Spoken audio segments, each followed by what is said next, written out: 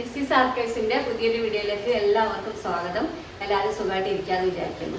അപ്പോൾ ഇന്നത്തെ വീഡിയോ എന്താ വെച്ചാൽ പ്രത്യേകിച്ച് ഒന്നുമില്ല, എന്നാലും കുറച്ച് കാര്യങ്ങൾ നിങ്ങളോട് പറയാമെന്ന് വിചാരിച്ചിട്ടാണ്. അപ്പോൾ ഞങ്ങളിപ്പോൾ ഹോസ്പിറ്റലിൽ പോയി വന്നിട്ടേ ഉള്ളൂ. മോനെ ഡിസ്ചാർജ് ചെയ്യുന്ന സമയത്ത് 2 ദിവസം കഴിഞ്ഞിട്ട് കാണിക്കാൻ പറഞ്ഞിട്ടുണ്ടെങ്കിൽ, അപ്പോൾ ഇന്നേക്ക് മോനെ 6 ദിവസമായിട്ടോ. അപ്പോൾ ഇന്നലെ കാണിക്കേണ്ടിയിരുന്നു. അപ്പോൾ ഇന്നലെ കാക്കും വ്യാപകമൊന്നും ഒഴിവില്ലാത്തതിനോണ്ട് ഞങ്ങൾ കൊണ്ടാക്കാനും കൊണ്ടുവരാനും ഒരാൾ വേണമല്ലോ. അപ്പോൾ അതുകൊണ്ട് ഞങ്ങൾ പോയിട്ടില്ല. അപ്പോൾ ഇന്നാണ് പോയത്. അപ്പോൾ ഇന്ന് പോയിട്ട് ഒരു ചെക്കപ്പ് എന്നുള്ളതിൽ നിലയിലാണ് പോയത്. വേറെ പ്രശ്നങ്ങളൊന്നുമില്ല. കുട്ടിക്ക് മഞ്ഞ അങ്ങനത്തെ 0.5 മഞ്ഞ ഉണ്ടായിരുന്നു എനിക്ക്. അത് വലിയ പ്രശ്നമല്ല എന്നാലും. അപ്പോൾ ഇന്ന് പോയപ്പോൾ അതൊക്കെ നോർമലാണ്, കുഴപ്പമൊന്നുമില്ല. അപ്പോൾ പാലൊക്കെ കുടിച്ച് തുടങ്ങുമ്പോൾ 2-3 ദിവസം പാൽ കുടിക്കാനൊക്കെ ഒരു ബുദ്ധിമുട്ടുണ്ടായിരുന്നു. പാലൊന്നും ഇല്ലാത്തൊരു ബുദ്ധിമുട്ടുണ്ട്. സിസേറിയൻ ആയതുകൊണ്ട് അങ്ങനെയൊക്കെ ഒരു പ്രശ്നങ്ങളുണ്ടല്ലോ. നോർമൽ ഡെലിവറിനേക്കാളും എല്ലാവരും പറയും നോർമൽ ഡെലിവറിനേക്കാളും സുഖം. ഇപ്പോഴത്തെ കുട്ടികളൊക്കെ പറയും ഈ സിസേറിയൻ മതി. പക്ഷെ ഒരുപാട് പ്രയാസങ്ങളും ബുദ്ധിമുട്ടുകളും ഉണ്ട് ഈ നോർമൽ ഡെലിവറിയും സിസേറിയനുമായിട്ട്. അപ്പോൾ കുട്ടികൾക്ക് അത് അറിയില്ല, അനുഭവിക്കുമ്പോൾ അറിയുള്ളൂ. മോൾക്ക് 2ാമത്തെ പ്രസവത്തിൽ ഭയങ്കര പ്രയാസമായി. കാരണം ഇഷുമോൻ 4 വയസ്സാകുന്ന സമയത്താണ് ദൈവനെ പ്രസവിച്ചത്. അപ്പോൾ ആ ഒരു സ്റ്റിച്ച് ഉള്ളൊന്നും പുറമേ ഒക്കെ ഉണ്ടാവുമല്ലോ. യൂട്രസൊക്കെ കട്ട് ചെയ്തിട്ടൊക്കെ ആണല്ലോ കുട്ടീനെ എടുക്കുന്നത്. അപ്പോൾ ആ ഒരു മുറിവ് ഉണങ്ങാൻ കുറേ കാലം വേണം ശരിക്കും. അപ്പോൾ അത് 4 വർഷമായതിനു ശേഷം ഇഷുമോന് 4 വയസ്സായപ്പോഴാണ് ദൈവനെ പ്രസവിക്കുന്നത്. ആ സമയത്ത് നമുക്ക് ഭയങ്കര പ്രയാസമായി, ബുദ്ധിമുട്ടൊക്കെ ആയിരുന്നു, മുറിവ്. പിന്നെ വേറെ അൽഹംദുലില്ലാ എന്ന് പറയാം, മുറി പഴുക്കണ അങ്ങനത്തെ ബുദ്ധിമുട്ടുകളൊന്നും നമുക്ക് ഉണ്ടാവില്ല കേട്ടോ. അതന്നെ വലിയ കിട്ടൽ. പിന്നെ വീണ്ടും പ്രയാസമാവുമല്ലോ. എന്നാൽ ഈ ഒരു 3ാമത്തെ പ്രസവമായപ്പോഴും 2ാമത്തെ പ്രസവത്തിൻ്റെ അത്ര ഒരു കാഠിന്യം ഇല്ല കേട്ടോ നമുക്ക്. അപ്പോൾ ഓള് പറയുന്നത് അത്ര ഇല്ല എന്നാണ് ഓള് പറയുന്നത്. നടക്കാൻ വയ്യായും വേദനയൊക്കെ ഉണ്ടെങ്കിലും 2ാമത്തേന് ഭയങ്കര പ്രയാസമായി നമുക്ക്. അപ്പം എൻ്റെ ഈ കഴിഞ്ഞ വീഡിയോസിന് താഴെ ഒരാൾ പറഞ്ഞിട്ട് 3 കുട്ടികളല്ല 3 ആൺകുട്ടിയല്ല, അപ്പോൾ ഒന്നും കൂടി ഒരു പെൺകുട്ടി കൂടി ട്രൈ ചെയ്തുകൂടേനെന്ന്. പക്ഷേ ഈ ഒരു പ്രസവത്തിൻ്റെ ഒരു വേദന ഒക്കെ ഭയങ്കരമായിട്ട് കുറേ കാലം ഉണ്ടാവും മനസ്സിൽ. ഈ ഒരു വേദനയും പ്രയാസവും ഈ ഒരു സാഹചര്യങ്ങളൊക്കെ ഉണ്ടാവില്ല. അപ്പോൾ അതുകൊണ്ട് ഓള് പറയും നമുക്ക് പിന്നെ ആൺകുട്ടിയായാലും പെൺകുട്ടിയായാലും കുട്ടിക്ക് ആരോഗ്യവും ബുദ്ധിയും ഒക്കെ ഉണ്ടായാൽ മതി എന്ന്. നമ്മൾ അങ്ങനത്തെ ഒരു ഇതേ എനിക്ക് ഇനി പിന്നെ പെൺകുട്ടി ആവണം എന്നുള്ള പൂതി. കാരണം ഇവിടെ എല്ലാവരും ആൺകുട്ടികളാണല്ലോ. മോൾക്ക് ശേഷം മോള് മാത്രമേ ഇവിടെ ഒരു മോളായി ഒരു പെൺകുട്ടിയായിട്ടുള്ളൂ. മോൾക്കും ആൺകുട്ടിയാണ്, എനിക്കും ഭാവിയും മനുമൊക്കെ അങ്ങനെയാണല്ലോ. അപ്പോൾ അതുകൊണ്ട് എനിക്ക് ഭയങ്കര ഒരു ആഗ്രഹമായിട്ടുണ്ട്. അപ്പോൾ ഞാനതിങ്ങനെ ഓളോട് പറയുന്നു. അപ്പം എനിക്ക് പിന്നെ പേടി, നമ്മൾ ഒരുപാട് ആഗ്രഹിച്ചിട്ട് നമുക്ക് കിട്ടിയില്ലെങ്കിൽ നമുക്കൊരു പ്രയാസം. അപ്പോൾ അതുകൊണ്ട് പിന്നെ ഞാൻ എന്തായാലും കുഴപ്പമില്ല എന്നുള്ളൊരു നിലയിലെത്തി. അപ്പോൾ പിന്നെ പെൺകുട്ടി ആവുമെന്നുള്ളൊരു പ്രതീക്ഷ ഉണ്ടെങ്കിൽ 1ാമത്തെ ഓളെ രൂപവും ഭാവവും പോലൊക്കെ പെൺകുട്ടിൻ്റെതുമായി. പിന്നെ മാറ്റം ഉണ്ടെങ്കിൽ അതൊക്കെ അതൊരു പ്രതീക്ഷ ഉണ്ടായിരുന്നു. പക്ഷേ പ്രശ്നമില്ല, അൽഹംദുലില്ലാ കുട്ടിക്ക് യാതൊരു ബുദ്ധിമുട്ടും ഇല്ലാതെ ആയുസ്സാരോഗ്യം അവ തരട്ടെ. അതൊക്കെ ഇപ്പോൾ പറയാൻ പറ്റുള്ളൂ. അപ്പോൾ പിന്നെ എന്നോട് ഒരാൾ ചോദിച്ചിട്ടുണ്ടെങ്കിൽ പിന്നെ നിങ്ങളിവിടെ നിൽക്കുക, എല്ലാവരും ഇപ്പോൾ പുറത്ത് ചികിത്സക്ക് പോവുകയാണല്ലോ. അപ്പോൾ അതുകൊണ്ട് നിങ്ങളും പുറത്താണ് ചികിത്സക്ക് പോകണത്. പക്ഷേ പുറത്ത് ചികിത്സക്ക് പോയാലുള്ളൊരു ബുദ്ധിമുട്ട് ഇവിടെ ഇഷുമോനും ബേബിക്കും ചെയ്യില്ലേ. 2ാമത്തെ ആളെ നമ്മൾ ബേബി എന്നാണ് വിളിക്കലുണ്ട്. അപ്പോൾ അതുകൊണ്ട് ഈ ചെറിയ കുഞ്ഞു ബേബിനെ എന്താണ് വിളിക്കാന്ന് വിളിക്കുന്നപ്പോൾ അപ്പോൾ ഓനും ജയ്യൂനും ഇഷുവിനും കൂടി സ്കൂളുള്ളതിനോണ്ട് അവർക്ക് സ്കൂളിൽ പോകാനൊക്കെ ബുദ്ധിമുട്ടായിരിക്കും. അപ്പോൾ ഇവിടെ വേറെ ആരും ഇല്ലല്ലോ, ഞാൻ മാത്രമല്ലേ ഉള്ളൂ. പിന്നെ ആരെയും ആക്കി പോകാനോ ഒന്നുമില്ല. അപ്പം ഞാൻ ഓളെ കൂടെ നിൽക്കേണ്ടി വരുമല്ലോ. അപ്പോൾ ആ ഒരു പ്രയാസം കൊണ്ടാണ് ഞങ്ങൾ ഇവിടെ തന്നെ ആക്കാമെന്ന് വിചാരിച്ചത്. പിന്നെ അവിടെ വ്യാപകയുടെ ഉമ്മ ഇല്ലാത്തത് വലിയൊരു പോരായ്മ തന്നെയാണ് കേട്ടോ. ഇതേപോലത്തെ സന്ദർഭങ്ങളിലൊക്കെയാണ് നമുക്ക് ആ ഒരു ഉമ്മമാരുടെ വില നമുക്ക് മനസ്സിലാവുക. അപ്പോൾ അവിടെ ഉമ്മ ഉണ്ടെങ്കിൽ എനിക്ക് പകുതിയാവുകയും എൻ്റെ ജോലിഭാരം പകുതിയായി തീരുകയും. ഇപ്പോൾ ഹോസ്പിറ്റലിൽ പോകാനാണെങ്കിലും ഹോസ്പിറ്റലിൽ നിൽക്കാനാണെങ്കിലും ഒക്കെ അവരുണ്ടാവുമല്ലോ. ബാക്കി എല്ലാ കാര്യത്തിലും ഉണ്ടാവും. അപ്പോൾ അത് അങ്ങനെ കാര്യപ്പെട്ട ഉമ്മ ഇല്ലെങ്കിൽ ആ വീട് ഒരു ആരുമില്ലാത്തൊരവസ്ഥ തന്നെയാണ്. അപ്പോൾ അത് നമ്മൾ ഒരിക്കലും ചിന്തിക്കലും ഇല്ലല്ലേ. അമ്മമാർ ഇല്ലാതാവുമ്പോഴാണ് അതിൻ്റെ വിഷമം നമുക്ക് മനസ്സിലാവുക. അപ്പോൾ അതുകൊണ്ട് അവിടെ അതും ഇല്ല. അപ്പോൾ അതുകൊണ്ട് ആകെ ആ ഒരു ഇതുണ്ട്. പക്ഷേ ഇപ്പോൾ തരണം ചെയ്യും നമ്മളല്ലേ. എല്ലാ പ്രതിസന്ധിയും നമ്മൾ തരണം ചെയ്യും. നമ്മളെന്തൊക്കെയാണ് പ്രതിസന്ധികൾ തരണം ചെയ്ത് ഇതും അങ്ങനെ തന്നെ കഴിയുമോ. പിന്നെ പ്രശ്നങ്ങളൊന്നുമില്ല വലിയ. ഓളെ ഇപ്പം ഇനിയിപ്പോൾ ഡോക്ടർ ഇന്നിപ്പോൾ കാണിച്ചപ്പോൾ ഒരാഴ്ചത്തേക്ക് കുട്ടീനെ കുളിപ്പിക്കേണ്ടതെന്ന്. ഇനി അടുത്ത ശനിയാഴ്ച ഒന്നുകൂടി ചെക്കപ്പ് ചെയ്യാം, അതുവരെ കുളിപ്പിക്കേണ്ടതെന്ന് പറഞ്ഞു. വെയിറ്റ് കൂടാത്തതുകൊണ്ടേ അപ്പോൾ ഞാൻ കുളിപ്പിക്കുന്നില്ല. അപ്പോൾ അതുകൊണ്ടിപ്പോൾ നാളെയാണ് ആ ജോലിക്ക് വരുന്ന ആളോട് വരാൻ പറഞ്ഞത്. അപ്പോൾ അതൊക്കെ എന്താ ഞാൻ ചെയ്യാമെന്നാണ് ഇപ്പോൾ. അപ്പോൾ നാളെ ഒരു വന്നാലും ഓളെ എണ്ണയിച്ച് കുളിപ്പിക്കേണ്ട. സാധാരണ ഞാൻ തന്നെയാണ് തല ഒന്നാലും കുളിപ്പിക്കും, ഞാൻ തന്നെയാണ് കുളിപ്പിച്ച് കൊടുക്കൽ, മരുന്ന് വെക്കൽ, അങ്ങനത്തെ ഒക്കെ ഞാൻ തന്നെയാണ് ചെയ്യൽ. അപ്പോൾ അതുകൊണ്ട് ഇനിയിപ്പോൾ കുട്ടീനെ കുളിപ്പിക്കാൻ വേണ്ടി കുട്ടീനെ കുളിപ്പിക്കുന്ന കാര്യത്തിൽ എനിക്കൊരു പ്രയാസം. എന്താ ചെയ്യാന്ന്. അപ്പോൾ ഹോസ്പിറ്റലിൽ ഡിസ്ചാർജ് ചെയ്ത് വന്ന പിറ്റേന്ന് ഞാൻ കഴിഞ്ഞ വീഡിയോ കാണിച്ചിട്ടില്ലേ, ഏട്ടൻ്റെ ഭാര്യ വന്ന് ഒരു കുളിപ്പിച്ച് കൊടുത്ത്. അപ്പോൾ ഇന്ന് ഹോസ്പിറ്റലിൽ പോകുമ്പോൾ ഞാൻ മേലെ എഴുതി കൊടുത്തിട്ടാണ് വെള്ളം ചൂടാക്കിയിട്ട്. അപ്പം കുളിപ്പിച്ച് കൊടുത്തപ്പോൾ എനിക്ക് പ്രശ്നമൊന്നുമില്ല. ഞാൻ മുമ്പ് പറയും ഒരു മാസമെങ്കിലും പ്രായമാവണമെങ്കിൽ എനിക്ക് കുളിപ്പിക്കാനുള്ളൊരു ധൈര്യം കിട്ടുള്ളൂ എന്നുള്ളൊരു ധൈര്യം. പക്ഷേ ഇന്ന് കുഴപ്പമൊന്നുമില്ല കേട്ടോ. ഞാൻ അതിനൊന്ന് മേലെ എഴുതിച്ചു.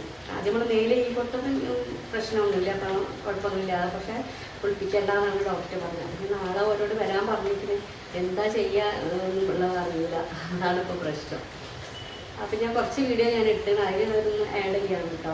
അപ്പോൾ ഞാൻ നിങ്ങൾ 2-3 ആൾക്കാർ ആ ഒരു കാര്യം ചോദിച്ചതിനെ കൊണ്ട് 2-3 കാര്യങ്ങൾ ചോദിച്ചതിനെ കൊണ്ടുള്ള ആൻസർ ഇതിൽ പറഞ്ഞതാണ്. അപ്പം ആൺകുട്ടിയായാലും പെൺകുട്ടിയായാലും പഠിച്ചൊരു ആയുസ്സും ആരോഗ്യം ഒക്കെ തന്നാൽ മതി അല്ലേ, എല്ലാവർക്കും അങ്ങനെ ആവട്ടെ. പിന്നെ നല്ല മഴയാണ് കേട്ടോ. ഇന്നലെ ഇന്നുമൊക്കെ ആയിട്ട് നല്ല മഴ വെച്ചാൽ നല്ല മഴ.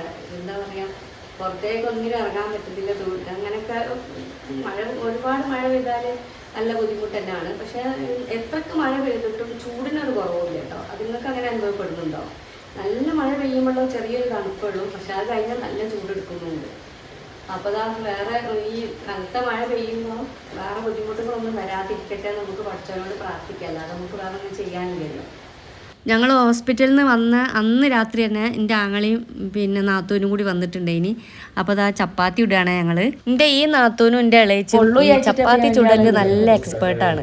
അപ്പോൾ നല്ല നൈസായിട്ട് ഇവർക്ക് പരത്താൻ അറിയുന്നു. അതേപോലെ തന്നെ നല്ല പൊങ്ങി വരികയും ചെയ്യും. എനിക്കാണെങ്കിൽ അങ്ങനെ പൊങ്ങി വരില്ല കേട്ടോ.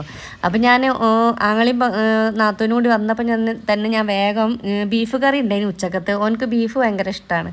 അപ്പോൾ നാത്തൂന് ബീഫ് കൂട്ടൂല. അപ്പോൾ രാവിലെ ഉണ്ടാക്കിയ ചിക്കൻ കറി ഉണ്ടായിനി, നല്ലോണം തിളപ്പിച്ച് വെച്ചിട്ടുണ്ടായിനി. കുറച്ച് ചിക്കൻ ഇല്ലെങ്കിലും കറി ഉണ്ടായിനി. അപ്പോൾ ഒക്കെ അത് പറ്റുകയില്ല, ബീഫ് പറ്റൂല. അപ്പോൾ ഞാൻ വേഗം എന്താക്കി, രാത്രി എല്ലാം ചപ്പാത്തി കഴിക്കും. അപ്പോൾ ഞാൻ വേഗം ചപ്പാത്തിക്ക് പൊടി കുഴച്ചപ്പോൾ അപ്പോൾ പരത്തി തരാം കേട്ടോ. അപ്പോൾ ഞാൻ പറഞ്ഞാൽ അയ്യ നല്ല എക്സ്പേർട്ടാണല്ലോ പറഞ്ഞാൽ മോള് വേഗം പരത്തി തരുകയും ചെയ്ത്. അപ്പോൾ എനിക്ക് പഠിപ്പിച്ചു തരാണ് പൊങ്ങി വരുന്നതൊക്കെ. ഞാൻ പറയും എനിക്ക് എത്ര ചുട്ടാലും എനിക്ക് പൊങ്ങി ഇങ്ങനെ പൊള്ളി വരുമല്ലോ ചപ്പാത്തി, അത് വരില്ല എന്ന് പറഞ്ഞപ്പോൾ പറഞ്ഞു തരികയാണ്. ഞാനാണെങ്കിൽ വേഗം മറിച്ചിട്ട് കളിച്ചിട്ടാണ് പൊങ്ങി വരാത്തത്. അപ്പോൾ എനിക്ക് കുറച്ച് പഠിപ്പിച്ചൊക്കെ തന്നതിന് ശേഷമാണ് ഓല് കുറേ കഴിഞ്ഞ് രാത്രിയാണ് കേട്ടോ പോയത്. അപ്പോൾ ഓല് വരുമ്പോൾ അതാ പഴവും കോഴിമുട്ടയും ബൂസ്റ്റും ഒക്കെ കൊണ്ടുവന്നിട്ടുണ്ട്. ഇനി അങ്ങോട്ട് അങ്ങനെയാണല്ലോ, പ്രസവിച്ച വീട്ടിൽ വരുമ്പോൾ ഇതാണല്ലോ കൊണ്ടുവരിക. ചിലവർ കുട്ടിക്ക് ഡ്രസ്സ് മാത്രം കൊണ്ടുവരും, അധികം ആൾക്കാരും ഇതാണ് കൊണ്ടുവരിക, പഴം കോഴിമുട്ട. ഇനി അതിൻ്റെ ഒരു നല്ലൊരു ബഹളമായിരിക്കും കോഴിമുട്ടൻ്റെയും പഴത്തിൻ്റെയും.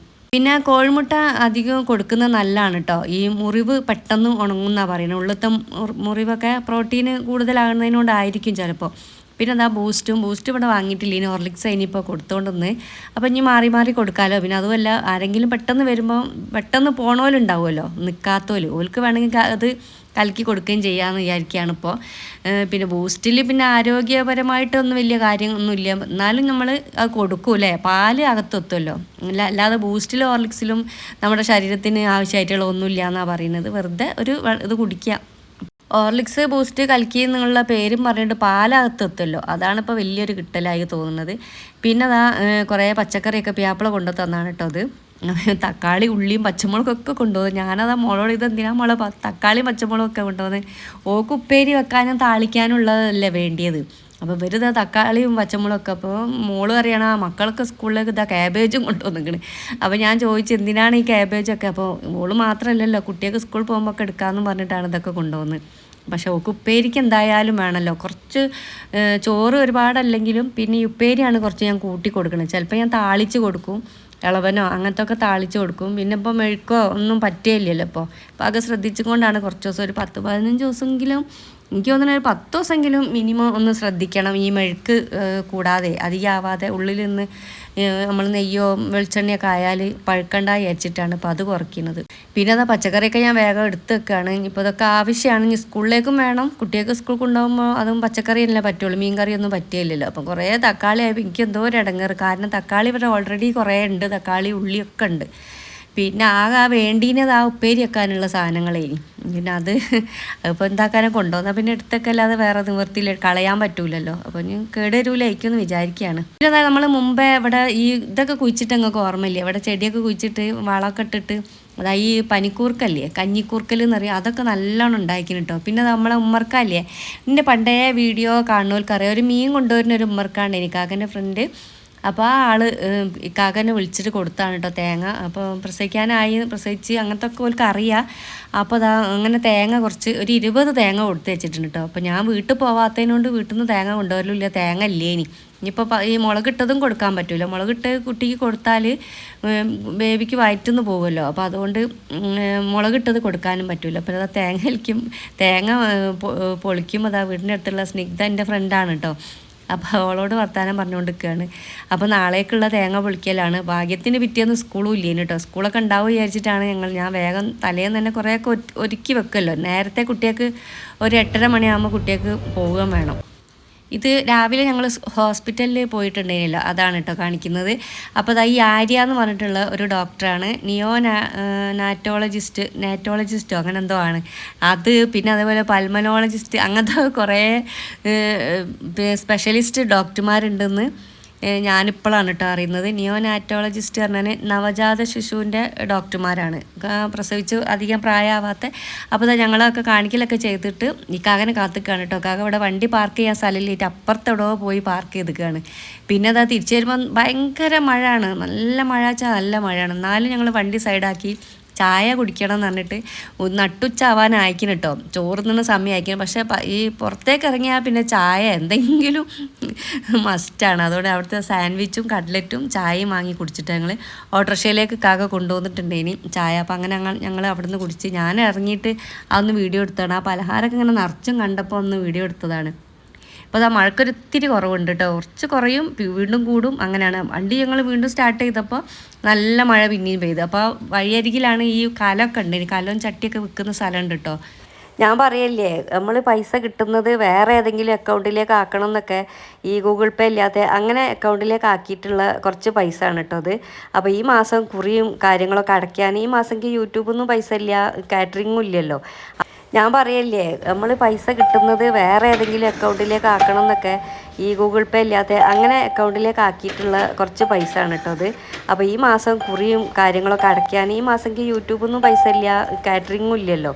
അപ്പോൾ അതുകൊണ്ട് ഈ ഒരു മാറ്റി വെച്ച പൈസ എടുത്തിട്ട് കാര്യങ്ങൾ ചെയ്യുകയാണ്. അപ്പം കുറി അടയ്ക്കണമെങ്കിലൊക്കെ പൈസ വേണമല്ലോ. അപ്പോൾ അങ്ങനെ എടുക്കാൻ പോയതാണ്. അപ്പോൾ ഇന്ന് രാവിലെ അംഗനവാടിയിൽ നിന്ന് വിളിച്ചിട്ടുണ്ട്, ഇനി മോക്ക് ഇത് വന്നിട്ടുണ്ടല്ലോ, ഈ വൻപയറും കടലയും. അപ്പോൾ അത് കിട്ടുമല്ലോ. അപ്പോൾ അത് വാങ്ങി ഇതാ പാത്രത്തിലാക്കി വെച്ചിരിക്കുകയാണ് കേട്ടോ. അപ്പോൾ ഇതൊക്കെ ഇനി ഉപ്പേരി വെച്ച് കൊടുക്കണം. അപ്പോൾ കുഞ്ഞിന് 6 മാസം ആകുന്നത് വരെ ഈ ഒരു കടലയും വൻപയറുമാണ്.